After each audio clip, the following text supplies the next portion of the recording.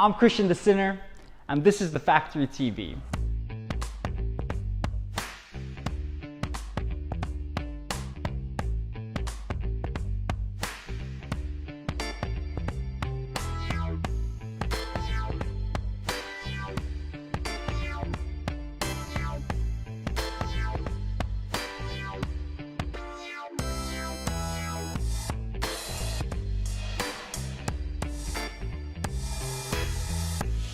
Don't forget to subscribe to our channel and hit that bell notification so that you don't miss our next video. If you like what you see, post a pic or a short vid showing us what it means to hashtag #FollowYourArtHawaii. Don't forget to tag The Factory H&L for a chance to be featured in one of our future segments. Enjoy. Apparently, I'm not a poet. I'm not a poet because I'm not world renowned. I'm not a poet because my discography doesn't embody the great likes of someone like Maya Angelou. See, so apparently, I am not a poet. Apparently, I'm not a poet because I speak to what frightens you. Because I'm a black man, so I talk social injustice. Because I'm from the hood, so I speak on some thug shit. Because I carry myself a certain way. Because I don't portray the image of your Vogue magazine somehow lessens me into what you see for you to feel comfortable to tell me that I am not a poet. Because I haven't won dozens of poetry slams, because I can care less if a fan scores me a 5 or 10, because I can really give a fuck if I ever win, because if I can touch one fan with any one word I spit, accomplishes what I said after this. But apparently, I'm not a poet. Apparently, I'm not a poet because I don't seek the headline shows or team up with my bros or join a poetic family that everyone adores, because I'm honestly cool with being the house poet that nobody knows. But apparently, I am not a poet. Somehow the message that I bring isn't true enough. Somehow the words that I spill aren't good enough, because someone who I don't know, who has never sat and scribbled one damn line, can have an opinion on my damn rhymes and tell me that I am not a poet. And as I am slightly jaded from the adjacent lyrics I hear about my poetic justice, I must have the courage to spit it anyway. I like to say that my poetic ministries are a concept of your abilities to relate to a subject matter that is true to me, and at the same time guide you through a time that may be true to you as we wage a war on our own internal battles for few, if any, actually do. But apparently, I'm not a poet. So call me what you may, a wordsmith, a maestro, someone who does this shit with his eyes closed, someone who is clever with the flow. Honestly, I don't fucking know, nor do I care, because apparently, I am not a poet. But these words I continue to still brought you in, and you still came here, and you came here to hear this message from me, but apparently, I am not a poet.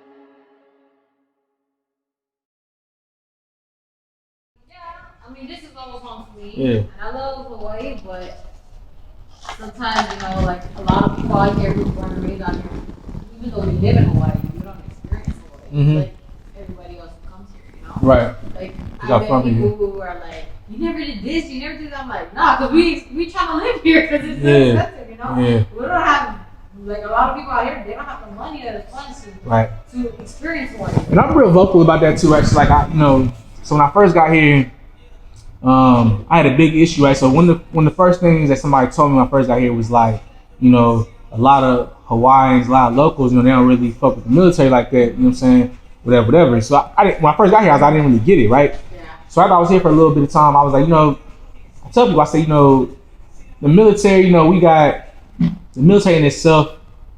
It's got good and bad things when it comes to being on somebody's island or whatever. I said, but you got to realize, bro, I was like, you see the homeless community out here, it's so rampant, so big. I said, but you understand, a lot of homes in Hawaii, right, is owned by a lot of locals and stuff like that, right? So when they leave or they do whatever, they rent out to people mainly in the military because we can afford it. Yeah. And I said, every time that the price rises, I was like, people ain't dumb, right? So I said, if 80% of the island started raising their goddamn rent to $500 more than what it is now on average, right? What's the military gonna do? Raise our goddamn BAH, you know what I'm saying, to match whatever. I was like, the locals ain't getting no raises on, you know what I'm saying, whatever, and it just makes for a goddamn, disproportionate ass, thing where even though the military in essence ain't a whole lot of the island, you know what I'm saying, even though it looks like we take up a lot, when people is driving the goddamn housing market up and driving costs up and whatever, in the military, all they do is pay us more, you know what I'm saying? So when that happens, cool. We do our little surveys, 3-4 years from now, we gonna get paid more for being out here. Them other people that's local who from here, they don't get that. You know what I'm saying? And we wonder why, they have an issue with us occupying, or have an issue with when we see the homeless community out here who's mostly locals and stuff like that who can't have an apartment or whatever and they own damn, you know what I'm saying?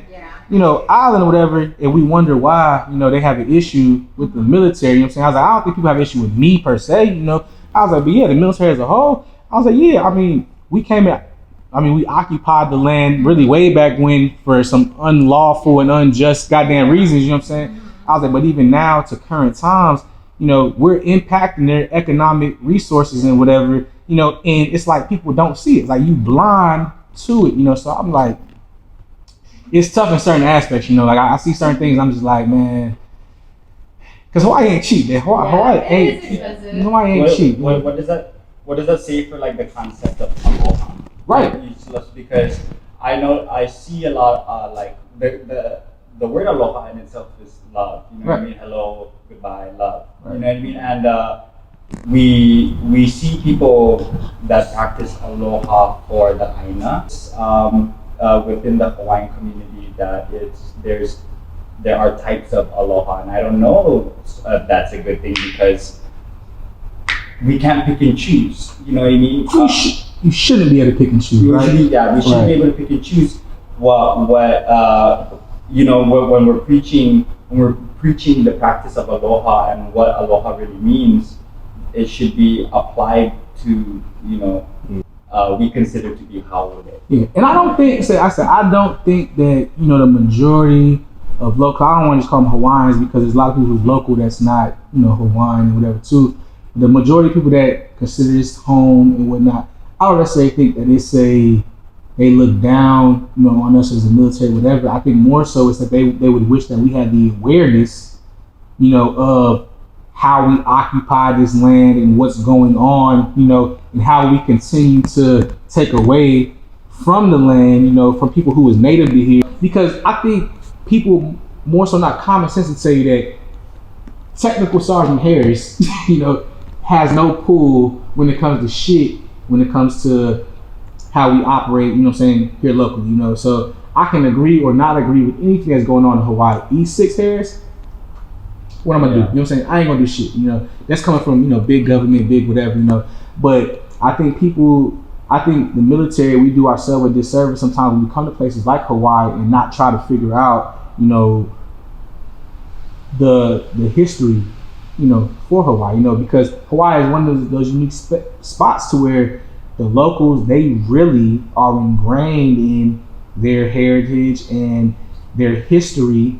Unlike a lot of other places, you go back to the mainland, you're saying, people ain't going to goddamn Texas and being like, well, shit, what happened? How did Texas goddamn? You're saying, whatever. Yeah, and I feel like that is an education issue because when we talk about because U.S. history is taught, you know what I mean. Hawaiian history isn't unless you're learning in Hawaii. Right, but we can talk about that for our purpose because even I could take this back to Black history too. Like they took Black history out of a lot of the curriculums, as to not really shed light on what really slavery and all that stuff was. And really, if we being honest, to me, how the school system teaches history a lot of times is bullshit. Like we still teach of Christopher Columbus being the founding father, you know what I'm saying, of certain shit when we all know it's facts to prove this is bullshit. You didn't even find it. Like you wasn't the first person to find it. You know what I'm saying? Like it's bullshit. So like,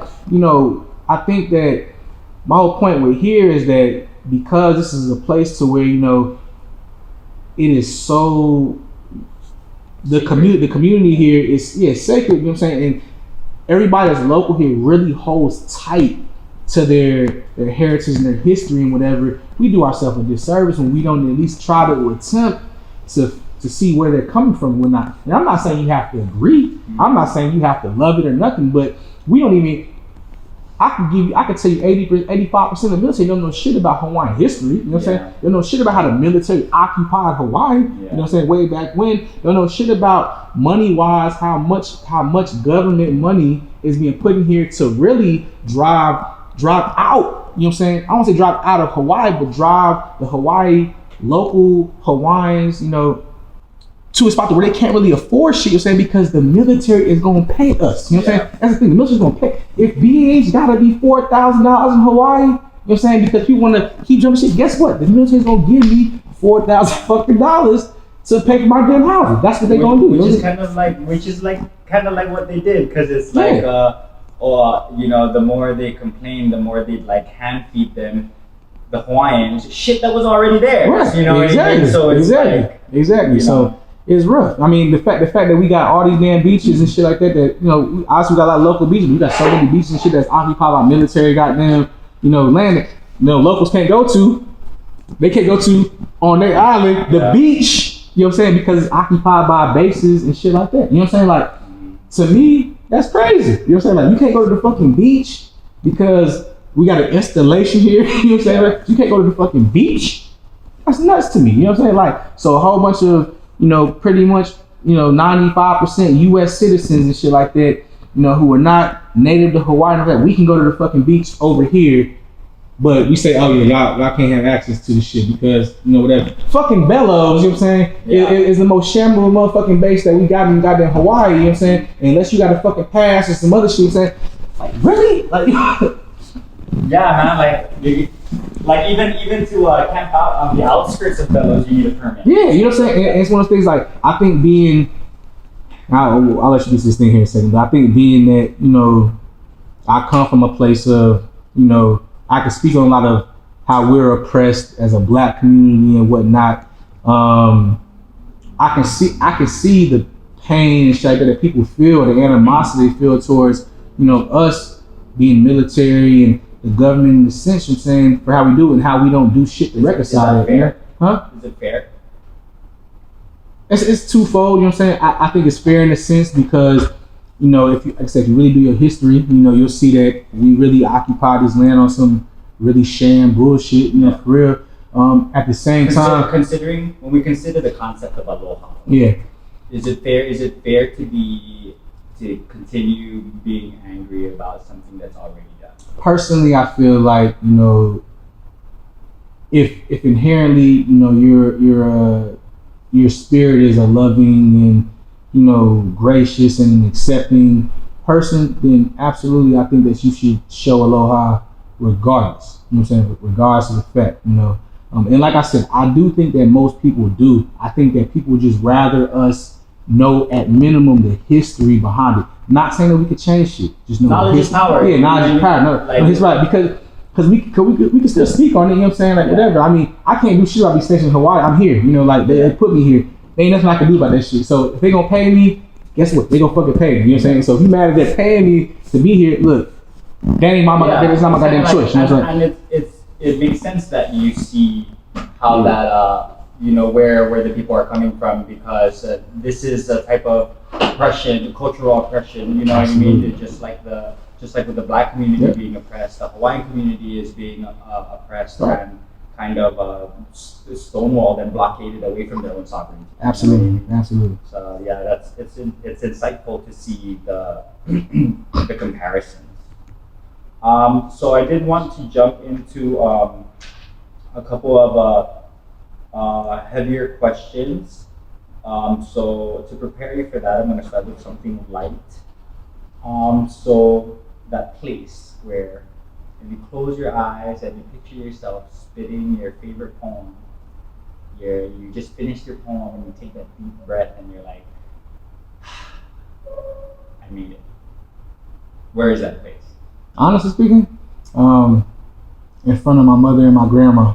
Really? Just, you know, in a secluded location, just in front of, well, them two and my kids, you know, just, you know, in front of the people that matter to me the absolute most, because I know that through everything, they have been proud of me from jump start through all my pitfalls and whatever, to see if I ever got to that point, you know, to where I was like, it's just like, dang, I made it. I don't want them to be front and center, like, you know what? That's my son. That's my grandson. That's my dad.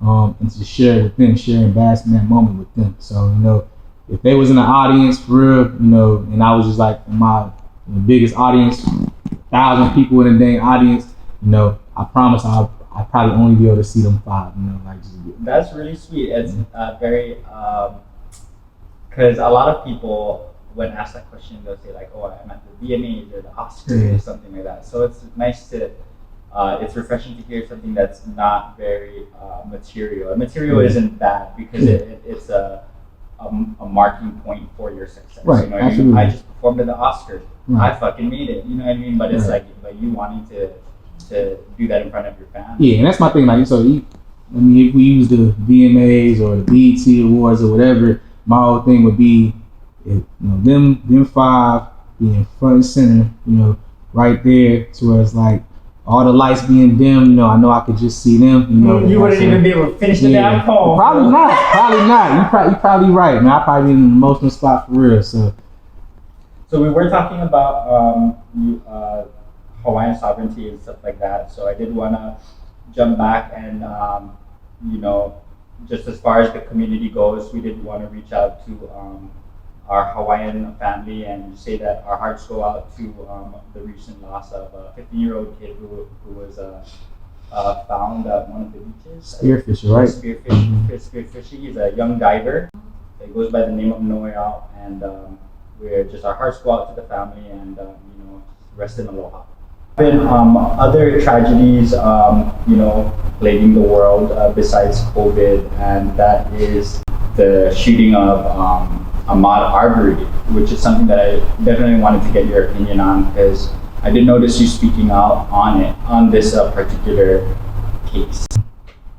I want to talk about just a little bit about what we think and hope will happen, and just things that we can do to prevent something like this from happening. So I want to start with how it affected you.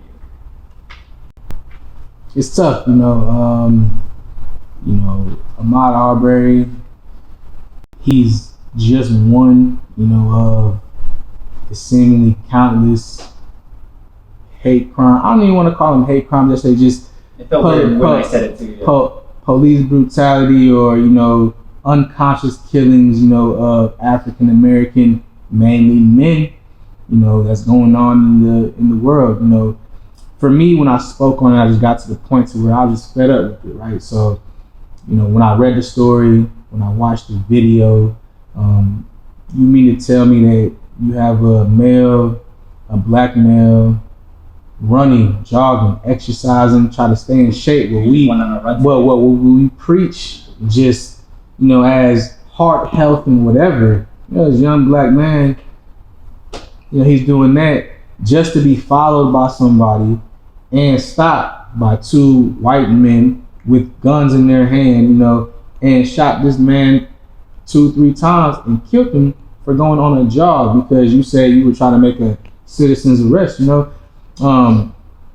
My biggest thing, and, you know, what I want people to be conscious of is, you know, honestly, like, he's if you put the shoe on the other foot, really analyze whatever, put the shoe on the other foot, what would that look like? You know, if I have 2 That's black, really right, you have 2 black men and another black man trailing, you know, a white man for doing whatever, jogging, walking, you know, what normal people do to stay in shape, and we shoot them, kill them, and then say we're trying to make a citizen's arrest, you know, whatever, it's bullshit. And then on top of that, the reasoning behind it was bullshit. Even if you're trying to make a citizen's arrest, that's faulty anyway, just because in order to make that legally, you have to be seeing a crime in action. Yeah. You know, he was jogging. He was legit jogging when he got shot and murdered. To make it worse, though, it really took the black community to really start really speaking on it for anything to be done. This thing happened in February. You know, this is not like it happened a few days ago. These two clowns was over here living it up. They killed the black man, living it up, and nothing was getting done until it got brought back into the forefront. And really not until their addresses and stuff started getting publicized and stuff like that, the arrests get made. Because honestly, it was because it's their safety net. You know, their addresses got published online. People got their information, got their pictures, got their address, started posting them all over social media and stuff. Yeah, people was gonna pull up to their house somewhere. Like, yeah, this is honestly, I think this was an arrest based off their safety. Yeah. You know, and my whole thing at this point is that,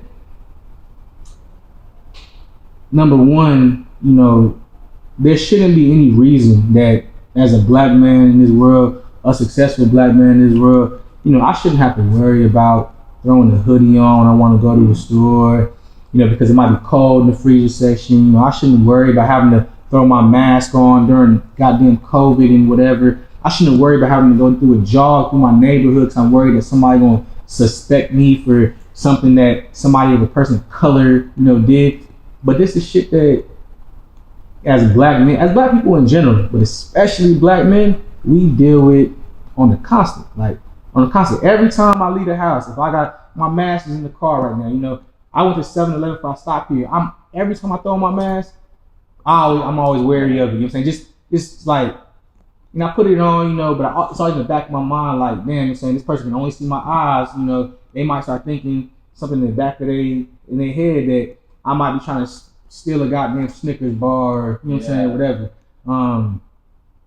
It's pointless.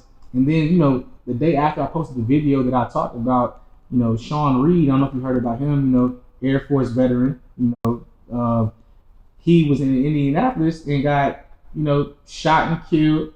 Another black man? Another black man shot and killed, you know, by another cop in Indianapolis. Wow. You know, pointless, you know. And, you know, I hate to say this, you know, one of my biggest things right now is that even in the black community, you know, I want us to get out this sense of, you know, hope and false security, you know, because I think people get it confused with the fact that, yeah, we are speaking out more, right? It is being vocalized more, you know. We got Black Lives Matter movement, you know, we got, you know, Me Too when it comes to the women, you know, all races and whatever, you know, but we got, you know, a lot of people talking about police brutality, you know, cops not really being trained up, especially in the black community, so they're nervous around us and whatnot, so you're not placing proper people in the proper spots. So we talk a lot about this, right?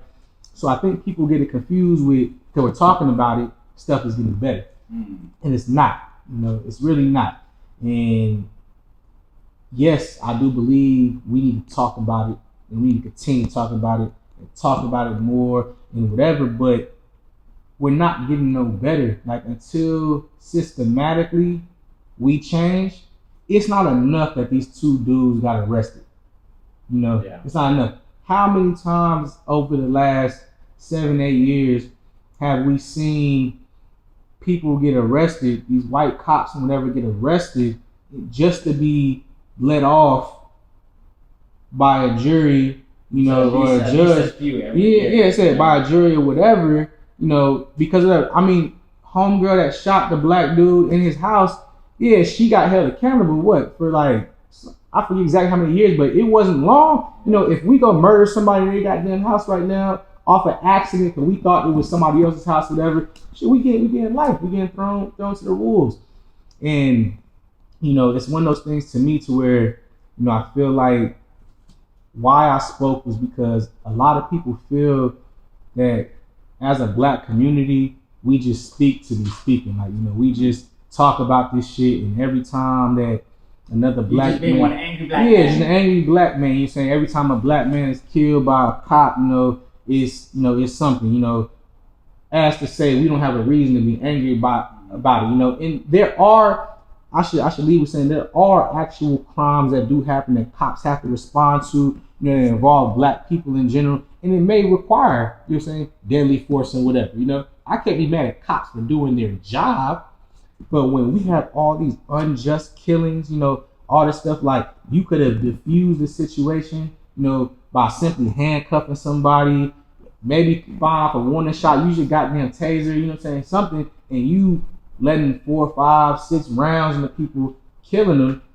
Yes, that's what we pissed off about. And, you know, I have an issue, you know, with, you know, obviously we got the Black Lives Matter movement and whatever. I have a big issue with, you know, people who, you know, want to turn the Black Lives Matter into the All Lives Matter movement. Absolutely, all lives goddamn matter, but there's nobody else in America who is dealing with what the black community is dealing with. Just point blank, period. You know, it's not women's rights movement, you know what I'm saying? This is not the LGBTQ community, you know what I'm saying? This is the black man, you know what I'm saying, getting gunned down. You know, so while everything else is seemingly and it's not a slavery thing. Yeah, it's not a slavery thing. It's not. People are like, oh, you know, let slavery rest. You know, whatever. That's in the past. Like, first of all, fuck you. Right. Because I myself as a Micronesian. Right. My people were indentured by the Japanese. Right. So I don't know what it's like to be a slave, but I know what it's like to come from slaves. Absolutely. You know what I mean? And even the Micronesian community isn't going through. While a lot of other things are seemingly being more accepted, right? You know, so like, you know, women's rights as it should be more accepted. You know, like, you know, you're starting to see an increase in women's pay. You're starting to see women really start getting into their roles as they should because they are equal to men, you know what I'm saying, in society. So as they should. You're starting to see that more. It's not where it need to be, but it's more. Same thing with the gay community, the trans community, the bi community, all that. Same thing. You know, we're not where we need to be, but we're getting better at being more accepting or whatever. The black community is still dealing with the same shit we've been dealing with. It's not getting no. We're talking about it more, but it's not getting no better. You know what I'm saying? There's nothing that's changing. Like we can't say on any given year that we've had, you know, this many less goddamn, you know, cops kill black people for unjust reasons. You know, and that's the thing. It's the unjust stuff that I'm talking about. It's not the stuff when cops is doing. I don't hate cops. You know, cops got a job to do, and I get that. You know, but I don't know if it's that, you know, we're just, you know, not training cops right. I don't know if it's that they just really don't like black people. I don't know if that certain cops don't need to be in certain communities because they're not versed in what goes on in the hood. You know what I'm saying? What goes on in certain things, so they're just nervous and the first action is to shoot. But like I said, you know, it's a real thing when, you know, like I said, I walk into a damn store with a hoodie on or my mask on or whatever that I legit think about. I can see people when I'm back on the mainland, especially, you know, if I'm in a predominantly white area, you know, you've seen me before. My main attire a lot of times is sweats, you know, a hoodie. Whatever. I like to dress comfortable. It's comfortable to me, you know. I shouldn't have to, you know, go in my car just to drive 3 minutes up the street. If I could walk it, I should be able to walk it. It shouldn't mean that, I'm up to no good because I decided to walk here because I'm a black man in a goddamn hoodie. You know, like it's ridiculous, you know, and it's just so annoying to me that I think really the people really have this thing in their head that we just be talking just to talk. Like it's a problem every time I say something about you know, the black community, us being just, you know, mowed down like we ain't shit, you know. And it's scary. Like I was talking to my friend earlier today actually, and we was talking about you know, how do you make it better really?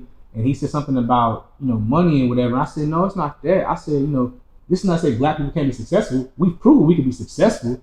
I was like, but money don't change shit. Money give you more influence over a message and whatever. So I definitely think that a lot of our black community, people who make money and whatever, who are way out here, keep on speaking about it, you know, because you got a lot of pull.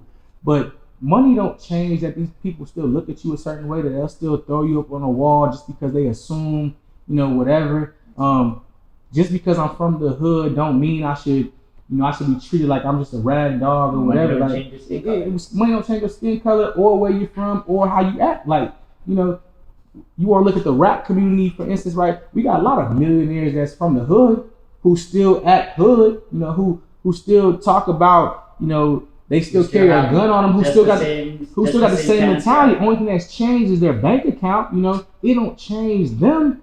and they still gonna get pinned up on a goddamn wall somewhere because they feel like this dude who got dreads and tattoos in his goddamn face is up to no fucking good. Possibly, you know, and it's just, and even if it's not, it's just the thought in the back of your head, like, I could be that person. You know, it's so, it's like, I legit live, I'm talking about a 2.5 minute walk from a store. 90% of the time I refuse to drive to the store, you know, like, or refuse to walk to the store. I drive just because I'm not saying nobody will, you know. I mean, I assume people won't, but I always had a thought about, hey, well, what if? Like, what if I'm that next Ahmaud Arbery? You know what I'm saying? Like, and that's already saying something, you know what I mean? Like, it's that constant fear that other people don't have to live with, you know what I mean? It's because you're wondering, am I gonna die today? Yeah, and you know, I think I was talking to my mom recently, and we was having a conversation about the same thing, and I related it to, I was like, you know, in my life in general, you know, I feel like I deal with a lot of stuff just being black. So even at work, I'm in the military, right? So the military, obviously, you know, we boast, you know, that we're all equal, we're all, you know, we're all accepting and whatever. But being a black man in the IT field, you know, 95% of people I work with is white. Yeah. Just point me, my leadership, white. You know, my commanders, white. My supervisors, generally speaking, white. The people that I supervise and whatever, generally white. You know, I'm always a one-off in these communities, and throughout my career, I have seen it. So like, anytime I show a little bit of emotion, because even now, you know, in my position, I'm very in my right to show emotion and passion with certain stuff and question whatever the hell I want to question, because I lead a bunch of people. You know, I'm in charge of a bunch of people and whatever. I'm in my right. It's my position. I still get questioned, look down. I've got literally told. I've literally got told during a session where we was actually talking about stuff like this. You know, what do you want to change about? Like, is it that he wants to favor you more or favor, you know, in a sense, black people more? And I said, you missing the whole fucking point. Like, you shouldn't favor nobody, is my goddamn point. Like you're saying, it should be all equal. I don't give a damn if you discipline me because I'm fucking up. You know what I'm saying? But every time that I get upset or whatever, all of a sudden you want to throw the book at me, but I got my fellow NCO over here, same rank as me or whatnot, and he do it, it's nothing. It's nothing. We the same rank, same position, all that, and it's nothing. But because I'm black, all of a sudden, now it's that angry black man syndrome, you know, because I'm a black man in the IT field, so, you know, like, I don't have the right to be a little bit smart, you know what I'm saying? Like, you know, I have my certifications because I have my degrees, you know, and all that. It's like, you know, I'm not equal because of why? Because of my skin tone? Yes. Because of my, exactly. And of course they ain't gonna say that. Of course you're not gonna say it. But I can feel it, you know, and then I gotta leave that just to be back out into the world, you know, and deal with everything else that goes on in the world, you know. And I shouldn't have to deal with that shit, you know. And then, you know, obviously now, Very eye-opening. and then now it's tough too because my kids, you know, they're mixed children, but, you know, all my kids, especially my son though, he identifies as a black man, you know, and as he grows up, he's gonna be identified as a black man, just a light-skinned black man, you know. And it's rough because my job, part of my job now is to teach all of them, but really teach him as a black man in this world, what really goes down and how you gotta move. And I shouldn't have to teach you how to move. Yeah. You know what I'm saying? Like, you should be free to move how the fuck you wanna move, you know? But I gotta teach you how to move in this world as to not be the next victim, the next Sean Reed, the next Ahmaud Arbery, you know what I'm saying? Like, or any of the other countless, you know, black men that we have had gunned down And for it's dumb so, shit. it's so troubling because and these are the kinds of people with whole support networks behind them. The men who gunned down Ahmaud Arbery, I believe, were they not law enforcement themselves? So I think the dad was prior law enforcement. We actually had a prosecutor, a DA, somebody who recused themselves from the case that Because came of out. personal connections. Yeah, but they came out and said it was Ahmaud Arbery's fault because he looked like he may have been somebody who broke in, so they was in there just right. And on top of that, that he went and initiated grabbing the rifle off of the son that shot him, although there was already a gun pointed at him. You know what I'm saying? You had two guns out there. You had dude on the street, the son, the dad in the back of the truck. You know what I'm saying? Fuck it right. You know what I'm saying? If I see two white men, okay, I see two black men. You know what I'm saying? I see two white men, two black men, two, Asians, two Hawaiians, two Mexicans, whatever. I see two men pointing guns at me. You best fucking believe I'm about to go try to defuse the goddamn situation. You know what I'm saying? I'm not making my fucking fault. It's y'all. How's it my fault when I'm running, y'all pointing guns at me? You know? It's ridiculous. It's ridiculous. It's easy to get heated. Like I'm getting heated just listening to you. It's definitely a tragedy.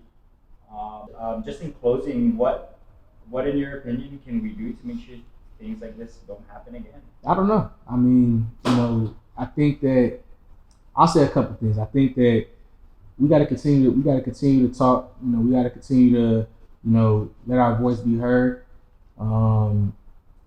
We have to continue to try to put pressure on the system to change, because my whole thing is that we can talk all we want, but until the system fundamentally changes, it's not going to do shit. We never going to be equal in this world until the system fundamentally changes. And that essentially means just to hold people accountable.